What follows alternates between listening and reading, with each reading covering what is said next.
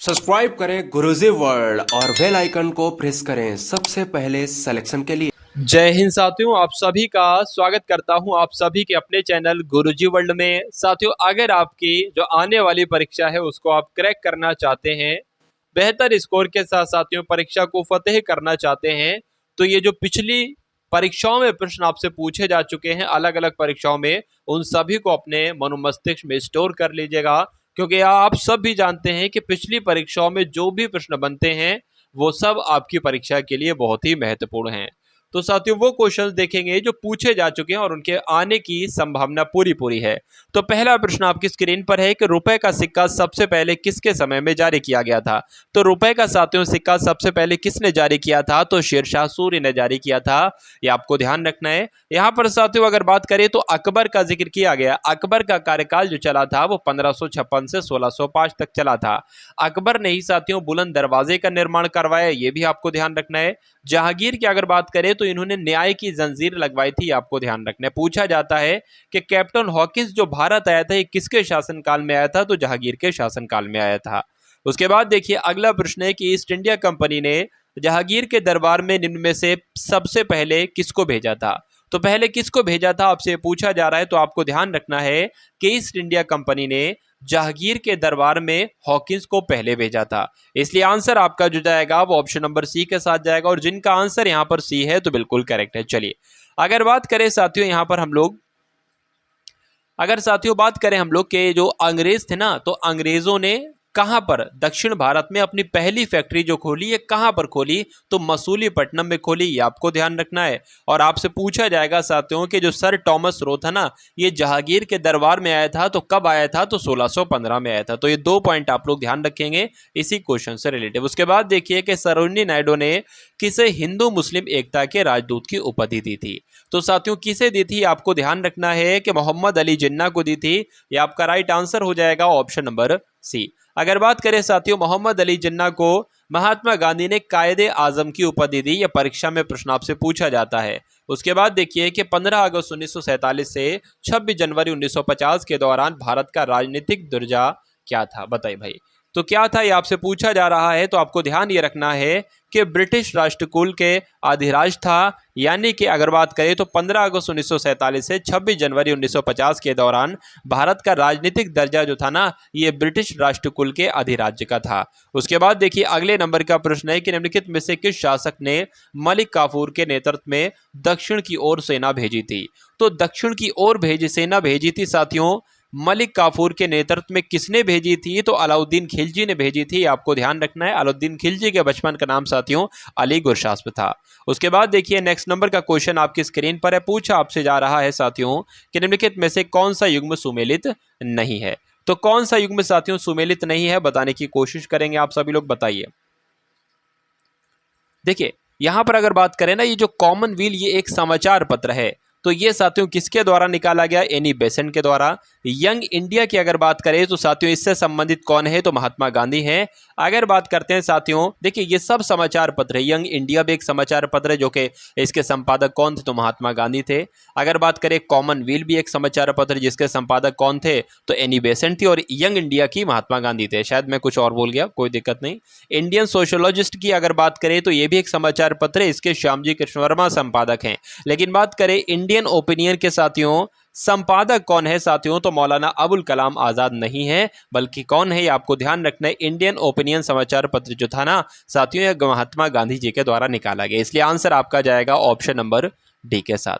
उसके बाद देखिए साथियों नेक्स्ट नंबर का क्वेश्चन आपकी स्क्रीन पर है कि निम्नलिखित विद्वानों में से हड़प्पा सभ्यता का सर्वप्रथम खोजकर्ता कौन था? बताइए भाई।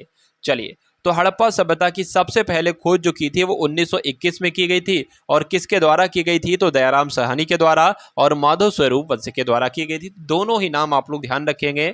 उसके बाद देखिए नेक्स्ट नंबर का क्वेश्चन आपकी स्क्रीन पर है कि हर्षवर्धन अपनी धार्मिक सभा कहाँ करता था? तो ये साथियों कहां पर करते थे? तो प्रयागराज में करते थे। आपको ध्यान रखना है आंसर आपका ऑप्शन नंबर बी के साथ।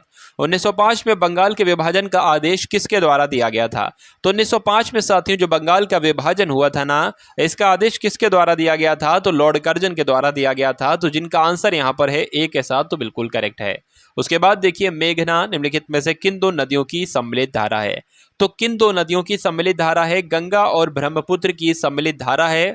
ये आपको ध्यान रखना है। आंसर आपका जाएगा वो ऑप्शन नंबर डी के साथ जाएगा। पूछा जा रहा है कक्षीय सतह से पृथ्वी के अक्ष का झुकाव साथियों कितना है?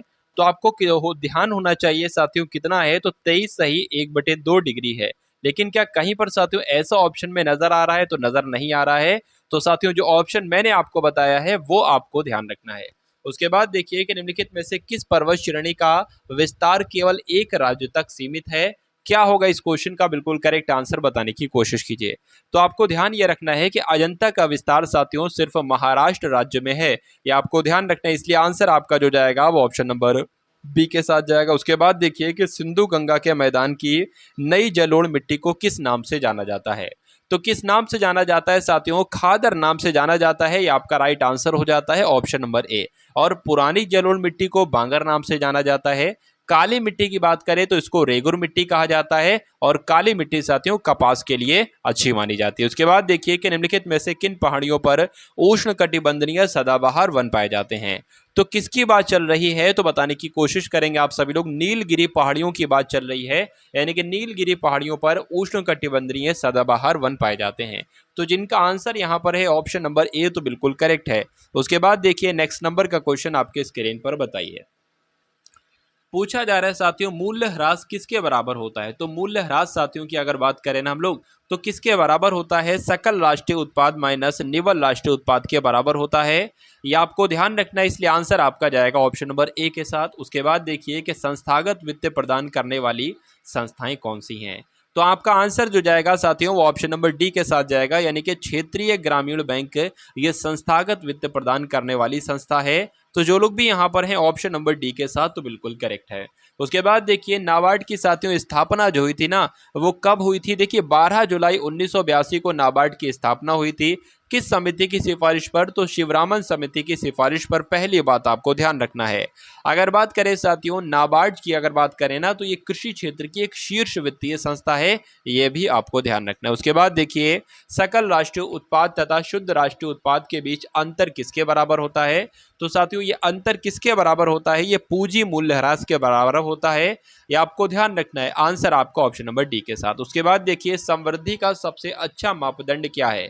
इस प्रकार के क्वेश्चन साथियों आपकी परीक्षा में पूछे जाएंगे, निश्चित तौर पर तय है। और अगर इन प्रश्नों को आप लोग तैयार कर लेते हैं तो परीक्षा का ऐसा कोई प्रश्न नहीं होगा जो आपसे चूक पाए। यानी कि सभी क्वेश्चन साथियों, सभी क्वेश्चंस को आप लोग कर डालोगे बहुत ही आसानी से। चलिए उसके बाद देखिए समृद्धि का सबसे अच्छा मापदंड साथियों क्या है? तो समृद्धि का सबसे अच्छा मापदंड प्रति व्यक्ति आय है। ये आपको ध्यान रखना है, इसलिए आंसर आपका जाएगा ऑप्शन नंबर बी के साथ। चलिए भारत में बजट को साथियों क्या कहा जाता है? ये आपसे पूछा जा रहा है। तो वार्षिक आय व्यय का विवरण कहा जा सकता है। भारत में बजट को क्या कहा जाता है? तो साथियों मैंने आपको बता दिया, वार्षिक वित्तीय विवरण कहा जाता है। चलिए उसके बाद देखिए साथियों अगर बात करें भारत में बजट पद्धति का संस्थापक किसे माना जाता है? तो जेम्स विल्सन को माना जाता है। बात करें स्वतंत्र भारत में सबसे पहले बजट किसने पेश किया था? तो साथियों आपको नाम ध्यान रखना है, आर के षणमुखम शेट्टी का नाम आपको ध्यान रखना है। उसके बाद देखिए भारतीय संविधान के किस अनुच्छेद के तहत राष्ट्रपति पर महाअभियोग चलाया जा सकता है? बताइए। चलिए तो क्या होगा इस क्वेश्चन का बिल्कुल करेक्ट आंसर? अगर बात करें साथियों राष्ट्रपति पर महाअभियोग जो चलाया जाता है ना, वो अनुच्छेद 61 के तहत चलाया जाता है। इसलिए जिनका आंसर यहाँ पर डी है तो बिल्कुल करेक्ट है। उसके बाद देखिए साथियों के संघ लोक सेवा आयोग का सदस्य उसके दुर्व्यवहार के आधार पर हटाया जा सकता है। चलिए तो संसद के दोनों सदनों में महाअभियोग के द्वारा या भारतीय राष्ट्रपति द्वारा सर्वोच्च न्यायालय की जांच के आधार पर या संघ लोक सेवा आयोग के अध्यक्ष के द्वारा या मंत्रिमंडल की सिफारिश पर प्रधानमंत्री द्वारा। तो अच्छा क्वेश्चन है, एकदम बढ़िया क्वेश्चन आपकी स्क्रीन पर है।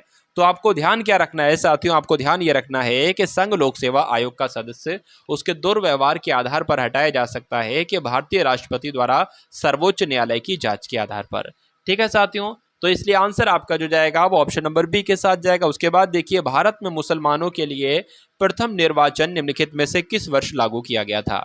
तो साथियों किस वर्ष लागू किया गया था आपसे पूछा जा रहा है। तो 1909 में लागू किया गया था। आंसर अगर आपका है ऑप्शन नंबर ए के साथ, तो बिल्कुल करेक्ट है। प्लास्टर ऑफ पेरिस साथियों रासायनिक रूप से क्या है? बताइए भाई। चलिए तो अगर बात करें इसका रासायनिक नाम क्या है, तो कैल्शियम सल्फेट साथियों इसका रासायनिक नाम है, प्लास्टर ऑफ पेरिस का। इसलिए जिनका आंसर यहाँ पर है ऑप्शन नंबर ए तो बिल्कुल करेक्ट है।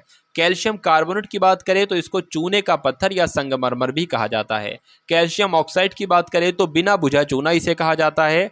उसके बाद देखिए साथियों, नेक्स्ट नंबर का क्वेश्चन आपकी स्क्रीन पर है। आपसे पूछा जा रहा है कि मानव शरीर की सबसे बड़ी कोशिका कौन सी है, बताइए भाई। तो मानव शरीर की सबसे बड़ी कोशिका कौन सी है, तो तंत्रिका तंत्र की कोशिका है। ये आप लोग ध्यान रखेंगे, तो जिनका आंसर यहाँ पर है ऑप्शन नंबर ए तो बिल्कुल करेक्ट है। उसके बाद देखिए कि निम्नलिखित में से कौन सा वैज्ञानिक पृथ्वी पर जीवन के विकास संबंधी कार्य से संबंधित नहीं है। तो पूरा आपको बताना है कि कौन कौन से साथियों जीवन के विकास से संबंधित हैं। तो कौन कौन है साथियों, चार्ल्स डार्विन है, लैमार्क है और वॉकमैन है। लेकिन कौन नहीं है, तो मॉर्गन नहीं है। अब नहीं है तो यही आपके इस प्रश्न का बिल्कुल सही उत्तर है। उसके बाद देखिए अगले नंबर का प्रश्न के निम्नलिखित में से कौन सा तत्व स्वतंत्र अवस्था में पाया जाता है। तो साथियों कौन सा तत्व स्वतंत्र अवस्था में पाया जाता है, अगर सल्फर की बात करते हैं ना, तो ये इस प्रश्न का बिल्कुल सही जवाब हो जाता है। तो जिनका आंसर यहाँ पर है ऑप्शन नंबर सी के साथ तो बिल्कुल करेक्ट है। उसके बाद देखिए सूक्ष्म जीवाणुओं से प्राप्त वे तत्व कौन से हैं जिनका उपयोग सूक्ष्म जीवाणुओं को नष्ट करने के लिए किया जाता है। बहुत ही शानदार प्रश्न साथियों आपकी स्क्रीन पर है। आपको ध्यान रखना है वो प्रतिजैविक उनको साथियों कहा जाता है, यानी कि एंटीबायोटिक्स उनको कहा जाता है। तो जो लोग भी यहाँ पर हैं ऑप्शन नंबर बी के साथ बिल्कुल करेक्ट आपका आंसर हो जाता है भाई, बहुत बढ़िया, वेरी गुड क्लास। अब उसके बाद देखिए दीपा कर्माकर की अगर बात करते हैं ना साथियों, तो ये किस खेल से जुड़ी हैं, एक बार बताने की कोशिश करेंगे आप सभी लोग, बताइए। तो दीपा कर्माकर की अगर बात करें तो ये तो साथियों जिम्नास्टिक खेल से जुड़ी हैं।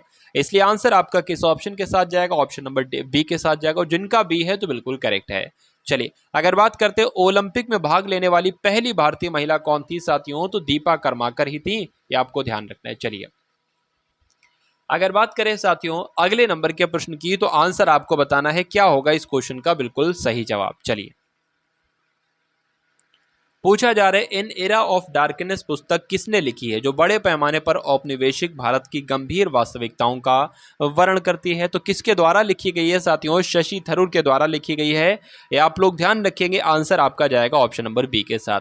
म्यांमार की मुद्रा की साथियों अगर बात करें तो म्यांमार की मुद्रा क्या है, तो म्यांमार की मुद्रा है क्यात, और म्यांमार की राजधानी है नेपिडो। नेपिडो भी लिखा होगा, नेपाइताब भी लिखा होगा, सब कुछ अलग अलग लिखा होगा। जापान की मुद्रा क्या है, तो येन है। बांग्लादेश की मुद्रा टका है और माली की मुद्रा साथियों फ्रैंक है। उसके बाद देखिए नेक्स्ट नंबर का क्वेश्चन है कि हरि प्रसाद चौरसिया ये वादक थे, बांसुरी वादक, सरोद वादक, वीणा वादक या सारंगी वादक। तो साथियों ये तो बांसुरी वादक थे, इसलिए आंसर आपका किस ऑप्शन के साथ जाएगा, तो ऑप्शन नंबर ए के साथ जाएगा। उसके बाद देखिए नेक्स्ट नंबर का क्वेश्चन कि ग्रीन ऑस्कर का साथियों असली नाम क्या है। तो ग्रीन ऑस्कर का असली नाम की अगर बात करें ना, तो पांडा अवार्ड साथियों इसको कहा जाता है, वैसे इसे व्हिटली अवार्ड्स भी कहा जाता है।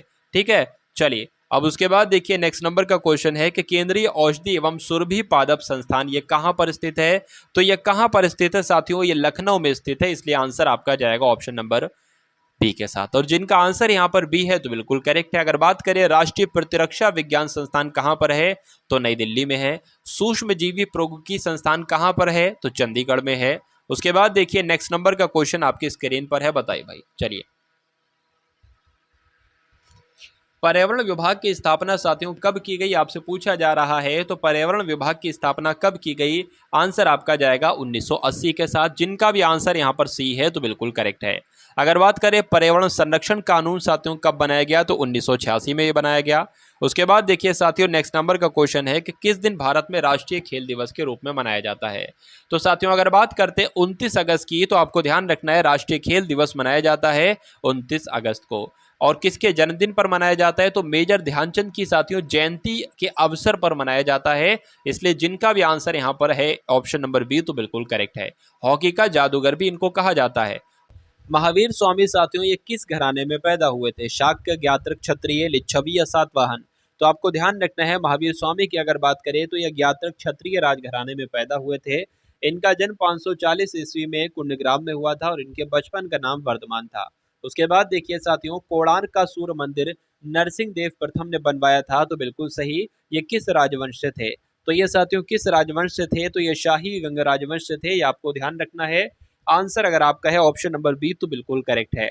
उसके बाद देखिए अकबरनामा के निम्नलिखित भागों में से किसे आईने अकबरी कहा जाता है, यानी कि अकबरनामा का कौन से भाग को साथियों आईने अकबरी कहा जाता है? तो अकबरनामा के तृतीय भाग को आईने अकबरी कहा जाता है। ये आपको ध्यान रखना है। अकबरनामा की रचना किसने की? तो अबुल फजल ने की, यह भी आपको ध्यान रखना है।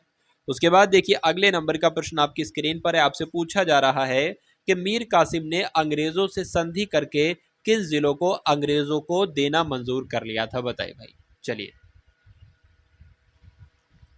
तो क्या होगा साथियों, इस क्वेश्चन का बिल्कुल करेक्ट आंसर बताने की कोशिश करेंगे आप सभी लोग, बताइए भाई।